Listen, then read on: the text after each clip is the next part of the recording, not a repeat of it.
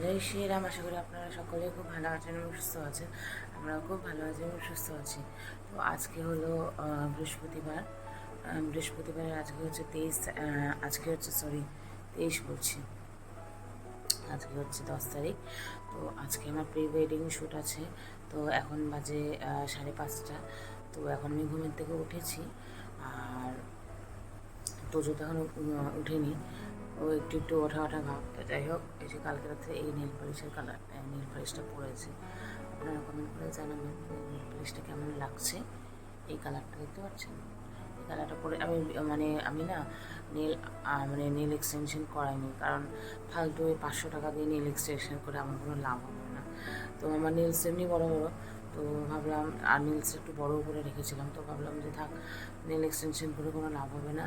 আর আপনারা দেখতে পাচ্ছেন আইলাইনারটা লাগিয়েছি, কালকে রাতেবেলা ভালো মতো ওয়াশ করেছি, কিন্তু আইলাইনারটা এখনও উঠেনি। তো যাই হোক, এখন আমি চাদরটা পাশিয়ে বিছানাটা উঠিয়ে নিয়েছি, আর এখন সমস্ত ঘর দুয়ার ক্লিন করে স্নান করে পুজো করে নেব। তো আপনারা আমার ব্লগটি দেখতে থাকেন আর সঙ্গে থাকেন। বন্ধুরা দেখতে পাচ্ছেন মহারানীকে কিভাবে লাত খাচ্ছে। আমি বললাম যে সোনা মা তুমি ওঠো, আমি বাসি বিছানাটা উঠিয়ে দিই, আর মাকে বললাম যে তুমি সোফাতে ঘুমা। আর মহারানী এর খাটের নিচে হচ্ছে একটা ছোট স্পেস, যেখানে কিনা ওর সমস্ত খেলনা বাটি রাখে, তারপর রান্নাঘর থেকে বাটি থালা বাটি প্লেট চুরি করে এনে, ঠাকুরের প্রসাদ চুরি করে এনে ও খাটের নিচটায় খায়। তো যাই হোক, আমি এখানে ঘরটা ঝাড় দিয়ে নিচ্ছি। আর সত্যি বলতে কোথাও বেরোনোর আগে না এই ঘর বাড়ি পরিষ্কার করে ক্লিন করে তারপরে স্নান পুজো করে না করে বেরোতে ইচ্ছা করে না। আমি এগুলো করেই, যতই দেরি হোক আমি এগুলো করেই বেরিয়ে যাই। আর সকাল সকাল উঠি, তাহলে টাইমটা অনেকটা আমার ম্যানেজ হয়ে যায়। আমার সাথে উঠে গেছে, এদিকে আসো, এখানে আসো, এখানে আসো, তোমাকে কে উঠতে বলছো? এদিকে এখানে বসো। কী হয়েছে? একটু আদর খাবে, ওর অভ্যাস, এসে এইভাবে আদর খাবে। যেখানে আমার পুজো করা হয়ে গেছে, এখন বাজে 7:45, পুজো করা হয়ে গেছে। আর দেখুন এই যে মহারানী, এটা কি এখানে শুয়ে আছে? তো বন্ধুরা এই যে পুজো করে রেডি হয়ে বেরিয়ে পড়লাম। সরি বন্ধুরা, আপনাদের সাথে আর কোনো কিছু শেয়ার করতে পারলাম না। আর এই যে দেখুন আমাকে কেমন লাগছে আপনারা কমেন্ট করে জানাবেন। অ্যাকচুয়ালি না আমাদের অনেকটা দেরি হয়ে গেছিলো, কারণ আমাদের যে ফটোগ্রাফার ভাইরা আছে ওনারা অ্যাকচুয়ালি কলকাতা থেকে আসছে, তো ওনাদেরকে আমাদেরকে নিতে যেতে হতো, তার জন্য। আর টায়ারের কিছু প্রবলেম হচ্ছিলো আমাদের, জানি না আজকের দিনে এটা হওয়ার কথা ছিল, হওয়ার ইসে ছিল, তো হলো।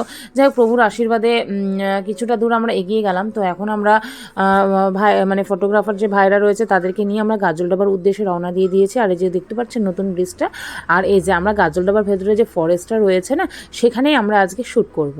তো জায়গাটা খুব সুন্দর। তো এখানে কিছু হালকা হালকা ফটোগুলো কিছু ফটোশ্যুট আর কিছু ভিডিও শ্যুট করে আমরা আজকের মতন এখানে স্টপ করে দিব। তারপরে আমরা যাব লাটাগুড়ির উদ্দেশ্যে। লাটাগুড়িতে আমাদের সিলভার রিচ একটা রিসর্ট আছে, ওই রিসর্টটা আমাদের বুকিং করা হয়েছে একদিনের জন্য, শুধু একটা রাত থাকবো। আর ওখানে আমরা যত ফটোশ্যুট করার আর ভিডিও শ্যুট করার ওখানেই করব। তো এই যে দেখতে পাচ্ছেন এখানে এই যে ক্যানেলটা আছে, তো এখানে আমার হাজব্যান্ড কথা বলছিলেন অ্যাকচুয়ালি ফটোগ্রাফার ভাইদের সাথে। ওনারা তো অ্যাকচুয়ালি খুব একটা জানেন না, জানেন কিন্তু কোন দিকটা কি আছে, তো সেই উদ্দেশ্যে আর কি বলছিলেন। আর এই যে আমরা এখন রওনা দিয়ে দিলাম এখন আপনার লাটাগুড়ির উদ্দেশ্যে। তো লাটাগুড়ি গিয়ে আমরা ওই রিসর্টটাই আজকের রাতটা স্টে করব। তো কালকে সকালে আমরা বেরিয়ে পড়ব। তো এই যে আজকের দিনটা সত্যি বলতে আমাদের কাছে খুবই হেক্টিক ছিল, কারণ আমাদের গাড়ির একটু প্রবলেম হয়ে গেছিলো, যার কারণে আমাদের খেতে খেতে তো প্রায় রাত্রি হয়ে সন্ধ্যা 4:30-5টা বেজে গেছিলো। তো আমরা এখানে হোটেলে খেতে চলে এসেছি মালবাজারে। আর এসে দেখুন নিজেকে নিজে দেখছি কেমন লাগছে। আর সত্যি বলতে খুবই টায়ার্ড হয়ে গেছি, খুবই টায়ার্ড, বলার মতো না। আর এই যে আমি তো ভেজ থালি নিয়ে নিয়েছি, আর আমার হাজব্যান্ড এখানে ননভেজ থালি নিয়ে নিয়েছে। আর এই যে আমরা হোটেলে পৌঁছেই গেছি। আপনাদের সাথে আর কিছু শেয়ার করলাম না, একবারে রাত্রের ভিডিওটা শেয়ার করলাম। তো এর পার্ট 2 আবার আপনাদের সাথে শেয়ার করবো। আপনারা সাথে থাকবেন, পাশে থাকবেন।